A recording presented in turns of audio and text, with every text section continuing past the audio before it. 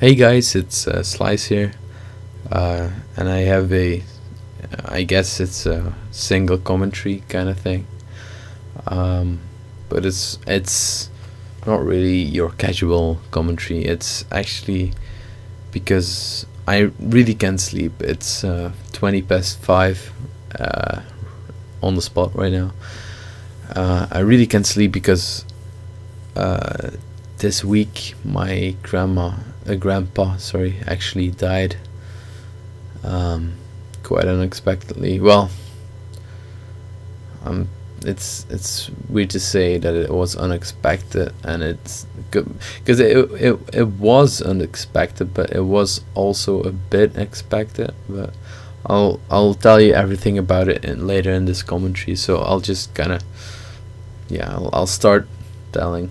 I'll start telling the story, right? So, my granddad, I call him Vava. Well, everyone calls him Vava because that's his nickname here. It's like father kind of thing, right? That's yeah.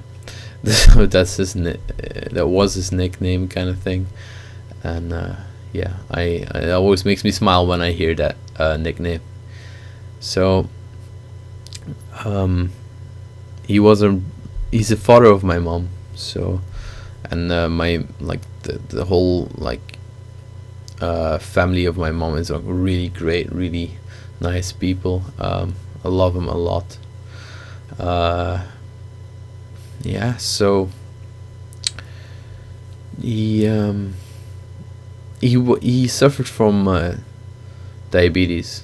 I don't know which type. I'm not really good at those type things because I'm not a doctor or anything. But he was a diabetic, and he was a single man because he lost his wife uh,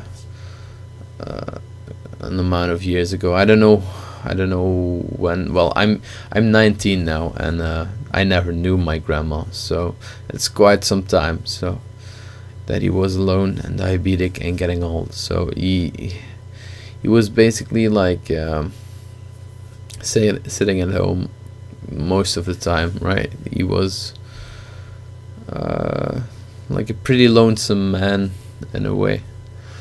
But anyway, so he was not doing well the last years. Like, but he's so strong, man. Like, he he always seemed to get over everything he encountered. So, but the last few years or the last year, I don't know when he got into his wheelchair, but he ended up in a wheelchair eventually, and yeah, so he ended up in a wheelchair. A very important thing that I need to address here is that last year, right? Um, I really didn't see him that much, and it was all my fault. Um, because I should have gone to see him like more, but I just never got to it, or like you just take things for granted, right? And it's the worst thing you can do. Um, but yeah, anyway, so I was actually really feeling upset because I I didn't see him, but then I wanted to see him, but I was so ashamed because I didn't really check up on him that I didn't even look forward to going there again. So, but eventually I did, which I'm really thankful. Like, I'm really glad I did. But still, I it was my bad for not seeing him that much.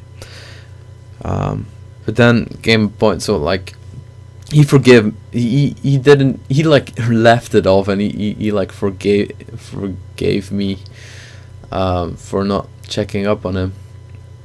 He didn't actually seem to mind that much. That's what I really like about him. Like, he never made me feel guilty about anything. And then along came the time that um my aunt, who always took such good care of him. Um, she called me and she said that Grandpa fell out of his wheelchair and he hit his head on the stove. So she called an ambulance and he got transferred to an hospital. And they did like a scan, and it turned out that he had he broke his neck on 3 places, like one like column of his neck, 3 places. So, and he broke 2 ribs as well, along with the head injury and an infected catheter. I don't know if you call it that. Like it's a little pump that pumps medicine or whatever in your body. Or actually, I might be wrong. I think it's just like a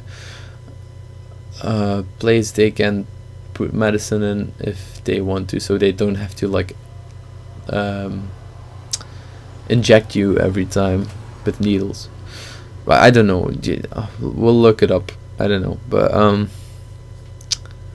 so he ended up in a really bad state, a really painful state, and he, like, on top of all that, he's a diabetic, so he needed to go to like the artificial kidney, or that's how we call it, like literally translated in Belgian, like a dialysis machine, I guess.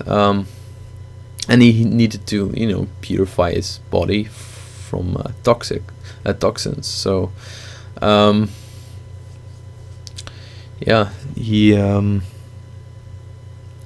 the way, I'm sorry if I like pause for a second, because this is quite like difficult to talk about in a way. But so he needed to do the dialysis one time per 2 days. So that's quite often actually. But he was actually feeling so miserable, right? Like for a long time now, like years on end. He actually his quality of life was really bad. So, but he never really complained to me. But yeah, so he took the brave decision. Well, I find it's brave that, because obviously he went through a lot, to actually stop the treatment, which would mean that he would eventually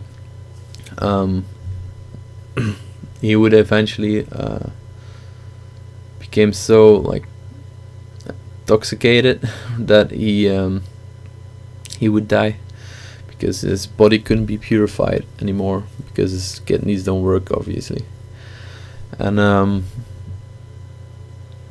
so that we entered that stage, and so we knew that he was gonna pass away within like 2 weeks, right?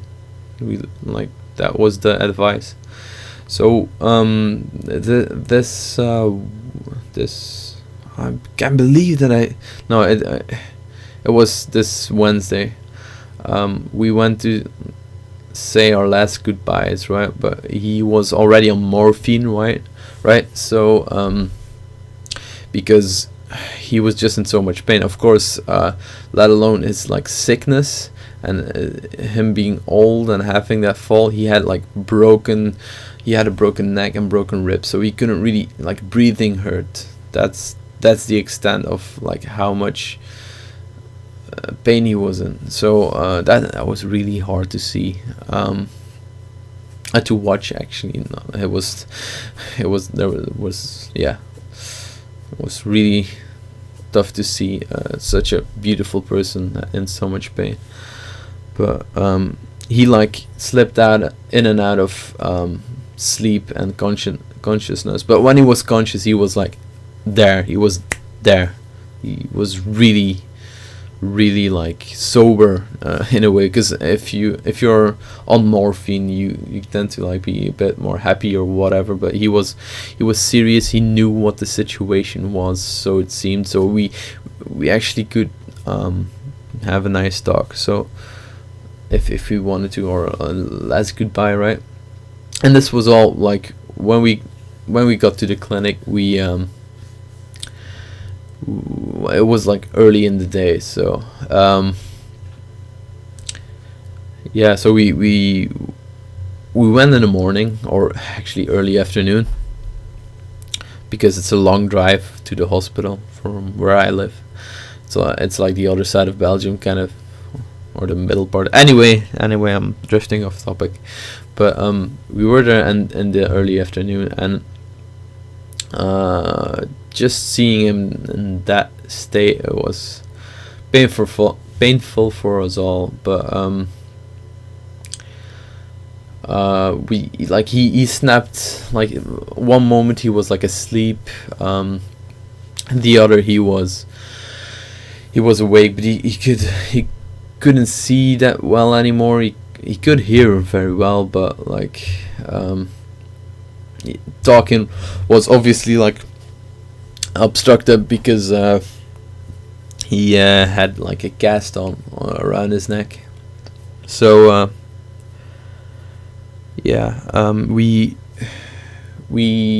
I decided, like I really wanted to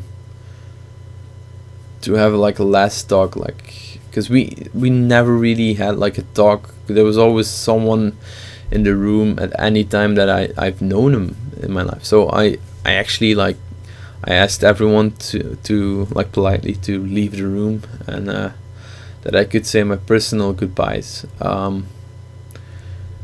And I basically had a chat with him. I didn't really like I did say goodbye as well, but I just had like a chat. I said thank you for everything. I thanked him for, like, he's like the people, like the person in your family that gives you like your money in or like money as a present for New Year's and stuff, so you can buy like exciting new things. And I used to use that money to buy my first guitars, actually, and that's why I'm actually pretty well. I don't want to say good, because that would make me sound cocky, yeah. But I'm pretty experienced. I'm more than average, I guess. So he made me realize my dreams as becoming a guitarist or something. I don't know. I don't really give a shit about correctness today. Sorry, guys. But yeah. So I thanked him. I said sorry for not being there, especially in the last year, not that much. He like kind of smiled it away. Like he's like, oh man, it really doesn't, like, it doesn't matter. He just like, I mean, he was so thankful for everything. Like, it's really admirable. But where was I? Oh yeah, and then we talked a bit about death, actually, like in a really casual manner, because I don't like taboo. Like everyone knew he was going to die. He took the decision, and for the first time, I really had a grown-up conversation with my grandpa, because it was always grandpa-grandson conversation, right? Like, what have you been doing in school and stuff, and but yeah, so that happened, and we actually relived some memories. We reminisced about the past and stuff. So and we laughed a lot as well. Like I had so many memories. Like, for instance, in Easter, we would go into his backyard and look for Easter eggs. That was so much fun, and like I used to come over a lot with my parents and my sister, and just read comic books there, and eat like cookies and candy and whatever. Like, It was amazing, amazing. I don't have a single bad memory of Vava. So yeah, that's beautiful.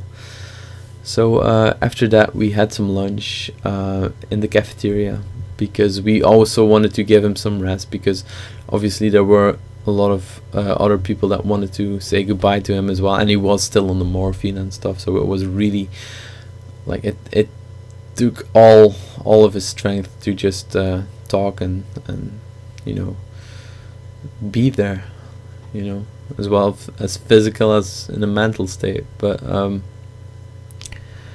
yeah. So then after that, we after we had some food, we really like we prepared ourselves to say the last goodbye because we knew we were never gonna see him again after that. So and everything was set, everything was good from there, and we came back and we saw that he really like his situation deteriorated so much, man. Like you couldn't even speak to him anymore. Like he would just instantly go into that sleep modus, like that. Yeah, the sleep modus. That how is it called again? The drug. Oh my god. Yeah, you know the not the tranquilizer. It's oh man, this is gonna take up too much time for like from the commentary, but he was on morphine, that was the thing. So yeah, that was really bad, but we just didn't think anything of it, and we went to see our grandma because she's a widow as well. So I lost my grandpa from that side earlier as well, like a few years back, and we went to see her because we were in the neighborhood. Well, we were closer than we would be in the part of Belgium that I live in. So we went to see her, and we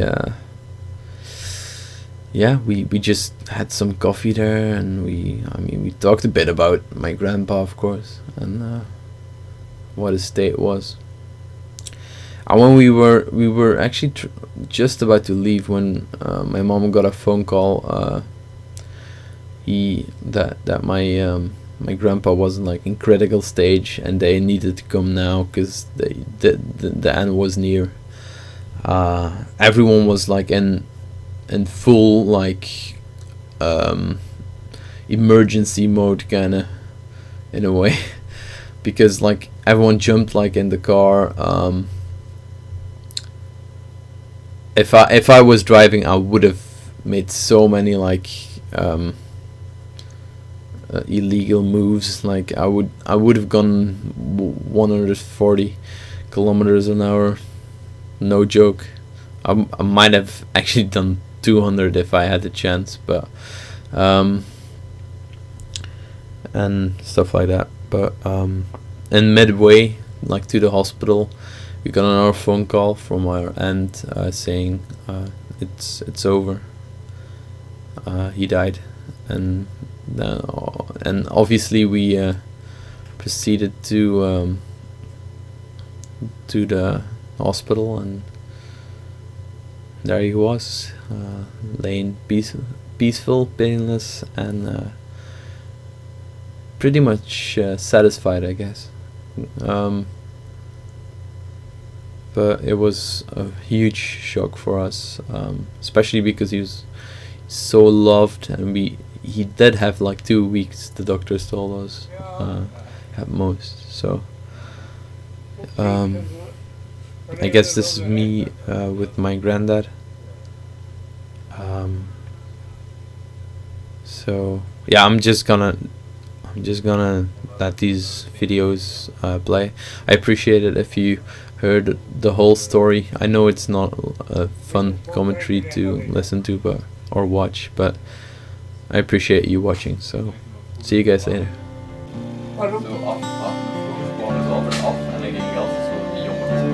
Ja,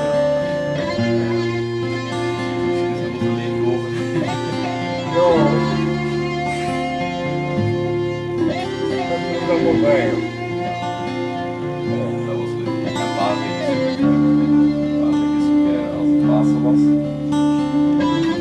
Ja, ja, ja. Maar het ene is zo raar, een beetje zo. Weet je nog niet dat Ja, ja. zo. Die waren ook wel. Ja,